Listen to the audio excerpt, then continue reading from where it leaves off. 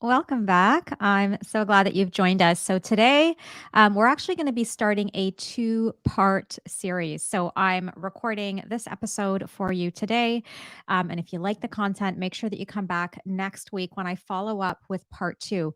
What we're going to be talking about over the next couple of weeks is a concept that I call self trust. It's really about, really for me, this concept when I think about all the different things that I talk about, all the different things that I teach on inside of my world of emotional intelligence.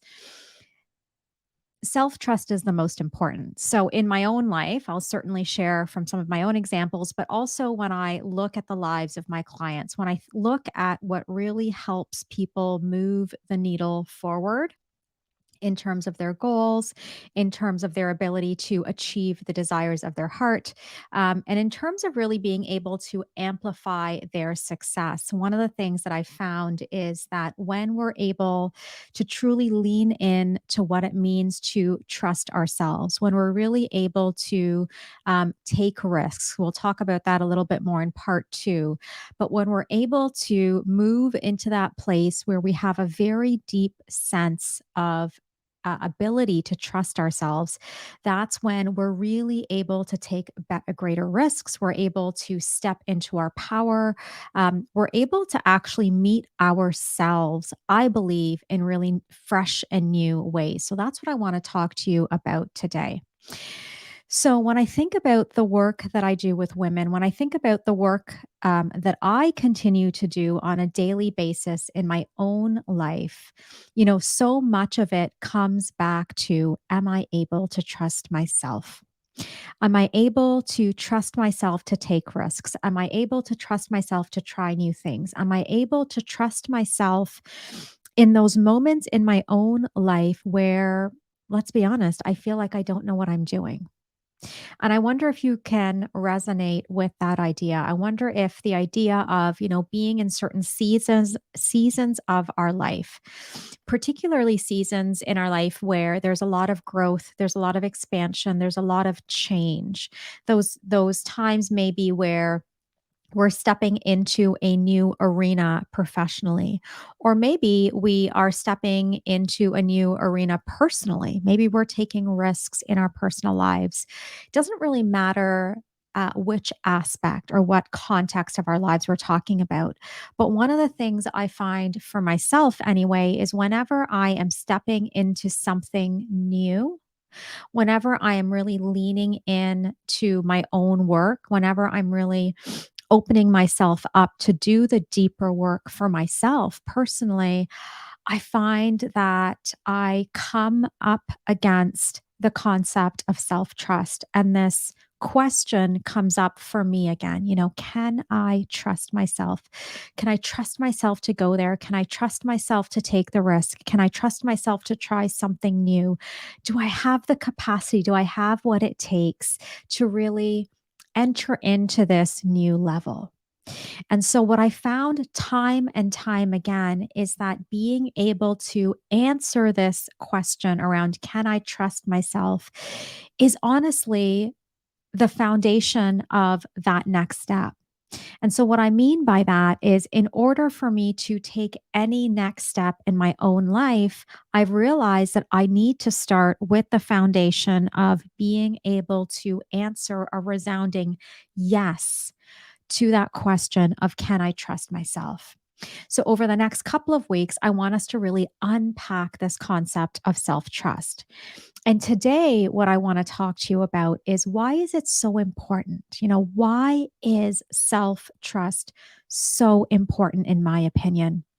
And here's what I've come to understand. I've come to understand that, the people that I admire, the mentors that I've had, the people that have really led me by their own example, are women that have embodied a deep sense of self trust. These are women that they don't always have the answers. They don't always know exactly what they're doing. They don't always know exactly how things are going to unfold. But what they do have in common, what is the common thread when I look at these really aspirational or really inspirational figures that I've had the privilege of knowing in my own life, is the common thread or the common theme that I've seen with women like this, really powerful women, is that they trust themselves. So, I want to talk about three areas in particular where I really think not only is self trust really important, but three areas where self trust really does allow us to expand. Three areas where, when we increase our capacity for self trust, it really does allow us to amplify our success. So that's what I want to jump into today into for today's episode. So if you haven't already, just make sure you have something to write with, because one of the things that I would encourage you to do with these next two episodes in particular is to get into a space where you're able to be really self-reflective and you're able to, put yourself into this picture. I want you to put yourself into this conversation and allow this to be a conversation that prompts maybe some journaling or some self reflection for you. So, the first area that I want to explore in terms of the importance of self trust is relationships. Of course, I'm going to talk about relationships, right?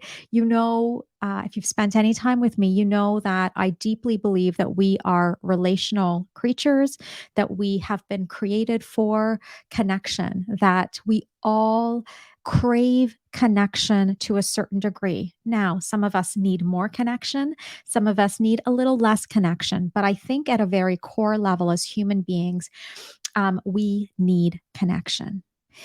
And when we struggle to have healthy connections, when we struggle to navigate our relationships, if you've listened to any of my past episodes, you would know that I believe that when we struggle to navigate our relationships, this can often lead to distress, emotional distress, mental health distress.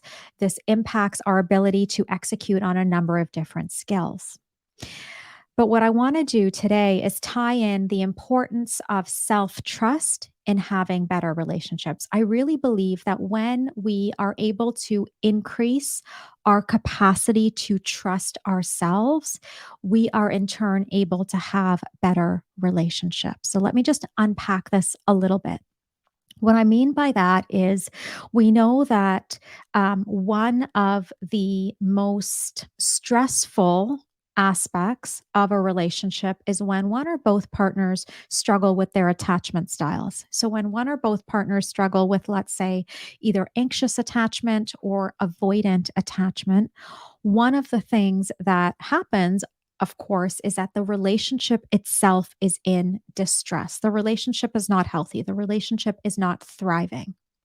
So, in order to really move away from, let's say, anxious attachment or avoidant attachment, one of the concepts, one of the practices that allows us to build more solid ground when it comes to attachment is actually self trust, right? There's a really strong um, correlation between how much we trust ourselves and how much we are able to trust relationships or trust ourselves to be in relationships safely. So I want you to think about this. I want you to think about, how do you feel inside of your relationships? Do you trust yourself inside of your relationships? Do you trust yourself to speak up when you need to? Do you trust yourself to honor your boundaries and your needs when you need to? Do you trust yourself to renegotiate a relationship when you need to? Or on the flip side, do you feel like you might get lost inside of your relationships? Do you feel like you might lose yourself inside of certain relationships? Do you feel like once you get attached, once you become really involved in a relationship, do you ever feel like you're not able to um, stand on your own 2 feet? You're not able to make decisions that are in alignment with your values? Do you ever feel like all of a sudden you become really confused, or there's a lot of questions, a lot of self-doubt? So that's the first area I really want you to think about is self-trust as it relates to your ability to navigate your relationships. And this idea that self-trust really does allow us to have better relationships.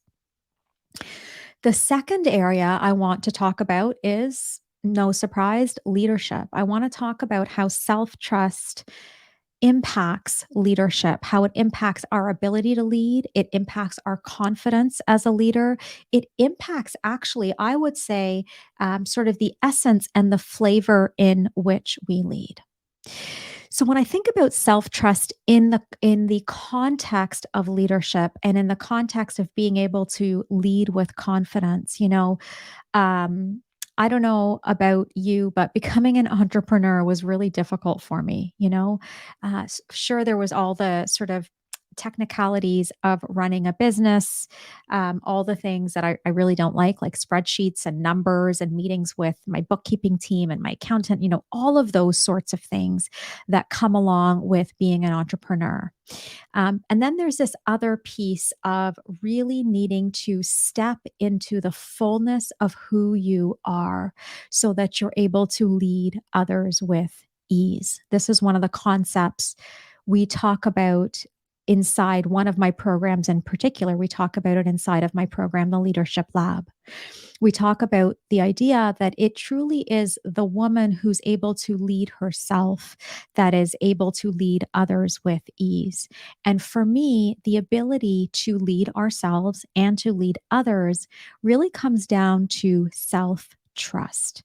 Can I trust myself and my capacity that not if, but when things go wrong, because things go wrong in business all the time. Like that's just the truth. I remember my first year, not as a solopreneur, because to be honest with you, um, sorry, let me just adjust myself and not make all this sound in my seat here. But I remember, when I was a solopreneur and it was just me, myself, and I running the entire show, it was actually in some ways a lot easier. Like I was tired, I was gonna burn out if I continued at that pace. But relationally, it was a lot easier because it was just me and my clients, right?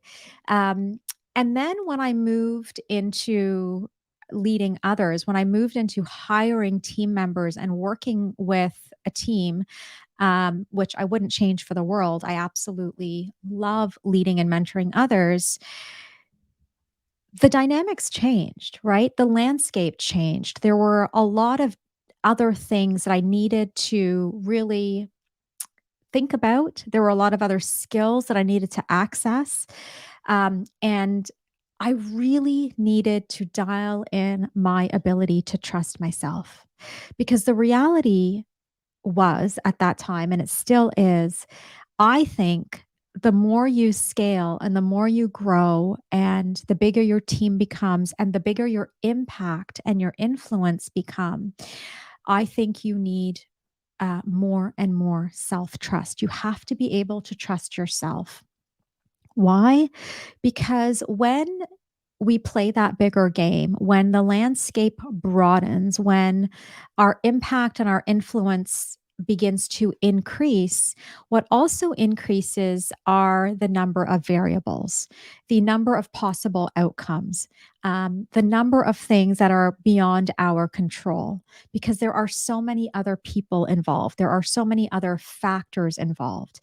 And so, one of the things that I've learned, I would say, particularly over the last 3 to 4 years, this has really come to the surface for me over the last 3 years, really, is if I am going to continue to grow, like I could stay right where I am and I would be very comfortable right where I am in terms of my level of impact, my level of influence, my level of income, even I would be comfortable here. I have a very comfortable lifestyle. I love the work that we do. I love the way that we are able to serve our community. However, I have a bigger mission inside of me, and I know that. I know that I want to have greater reach, greater influence, greater impact. And with that comes greater responsibility. And one of the things I've learned is that if I am going to be able to truly step into all that that means as a leader, I have to be able to trust myself. I have to be able to trust myself to make decisions that are difficult. I have to be able to trust myself when, a team member, perhaps their dreams or their ambitions take them someplace else and it shifts the dynamics of my team. I have to be able to trust myself when the world changes the way that it has over the last 2 years. At the end of the day, where I really need to hang my hat and where I really need to dial in my ability to find confidence is in myself, right? So for me, self trust really does allow us to lead at a whole new level. And the third and final piece that I want to talk about when it comes to self trust is self trust, in my opinion, is the single most important factor in us living in alignment with our values.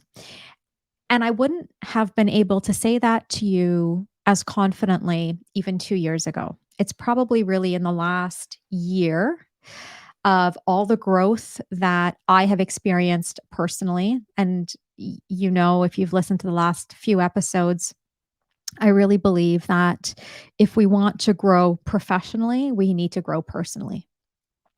So when I think about all the growth that I've had personally in the last year, I've increased my capacity to trust myself. I've increased my capacity to find confidence in my ability to make decisions, in my ability to, handle whatever comes my way, in my ability to really manage these two beautiful businesses that I am building. One of the things that I've noticed is that the more that I trust myself, the more I am able to live in alignment with my values. And I want to just go a little bit deeper with this concept because it's really important. There was definitely a time not too long ago where I looked outside of myself for answers. I looked outside of myself for validation.